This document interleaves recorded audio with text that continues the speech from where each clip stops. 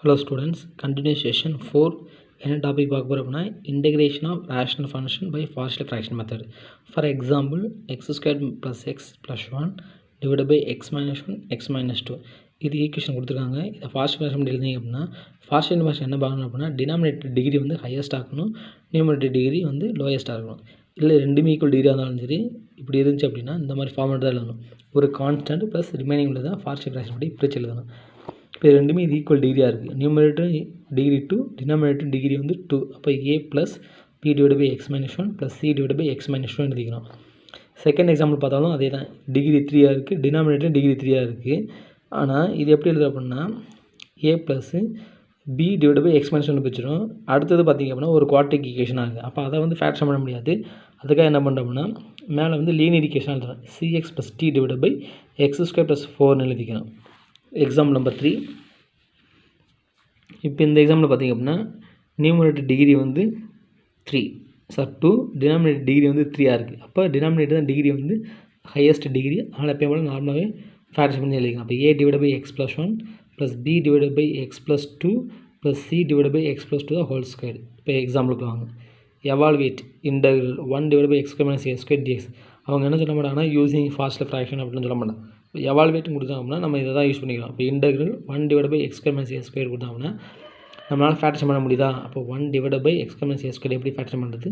அப்போ x² - a² x - a into x plus ஏன்னு factor பண்ணிக்கலாம். அப்போ a divide by x - a plus b divide by x plus a. இப்போ a into x plus a plus b into x - a divide by x - a into x plus a. இப்போ a into x plus a plus b into x - a equal to 1. இப்போ எக்ஸுக்கு a substitute பண்ணிக்கோம்னா a உடைய value 1/2a கிடைக்கும்.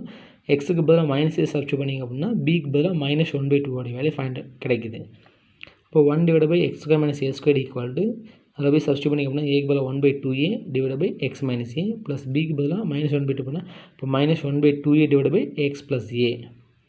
அப்போ அந்த இதுலேருந்து 1/2a காமனாக வெளியே எடுத்துட்டிங்க அப்படின்னா 1 divide by x - a minus 1 divided by x plus a கிடைக்கும். Therefore, the integral 1 divided by x minus a square dx equal to integral 1/2a common எடுத்துட்டீங்க அப்படின்னா 1 divided by x minus a minus 1 divided by x plus a into dx இருக்கும். அந்த 1/2a common வெளியே எடுக்கிறீங்க. integral 1 divided by x minus a minus 1 divided by x plus a dx. தனித்தனியாக integrate பண்ணிங்க அப்படின்னா log of x minus a minus log of x plus a. இப்போ log a minus log b என்ற ஃபார்மெட்டில் இருக்குது. அப்போ 1/2a into log of x minus a divided by x plus a. Hence the answer. Next problem.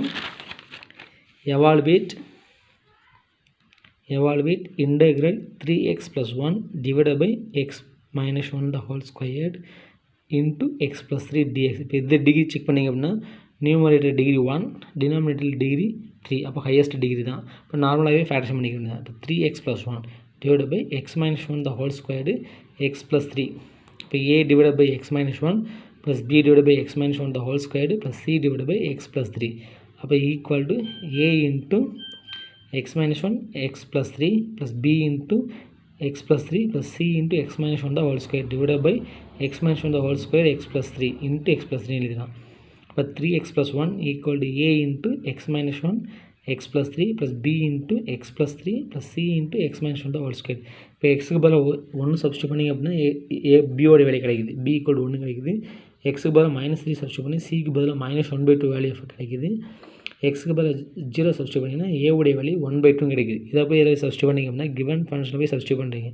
இப்போ 3x plus 1 divided by 3x plus 1 divided by x minus 1 the whole square x plus 3 equal to 1/2 x minus 1 plus 1 divided by x minus 1 the whole square minus 1/2 x plus 3. Therefore, the integral 3x plus 1 divided by x minus 1 the whole square x plus 3 dx equal to 1/2 integral 1 divided by x minus 1 dx. அடுத்து plus integral 1 divided by x minus 1 the whole squared. So minus 1/2 காமனாக எழுதிட்டு integral 1 divided by x plus 3 dx வந்துடும். இப்போ இதை integrate பண்ணிங்க அப்படின்னா 1/2 log of x minus 1 plus x minus 1 the whole inverse by minus 1 minus 1/2 log of x plus 3. இப்போ 1/2 log of x minus 1 minus log of x plus 3. இப்போ -1/x minus 1. இப்போ 1/2 log of x minus 1 இந்த x minus x plus 3 வந்துடும் minus 1 by x minus 1. Next problem, evaluate integral the square root of x square minus 4x plus 6 dx இது வந்து perfect square இல்லை, நம்ம perfect square மாத்திரம் அப்படின்னா இந்த a square minus x square minus x square plus a square என்ற ஃபார்மேட்டில் மாற்றணும். அதை மாத்திரம் அப்படின்னா x squared minus 4x plus 6 இருக்கு. ஒரு 4 ஆட் பண்ணி ஒரு 4 மைனஸ் பண்ணால் அதே ஃபங்க்ஷன் தான் இருக்கும். x squared minus 4x plus 4 minus 4 plus 6 add பண்ணி போட்டிங்க அப்படின்னா அதே வேல்யூ தான் இங்கே இருக்கும்.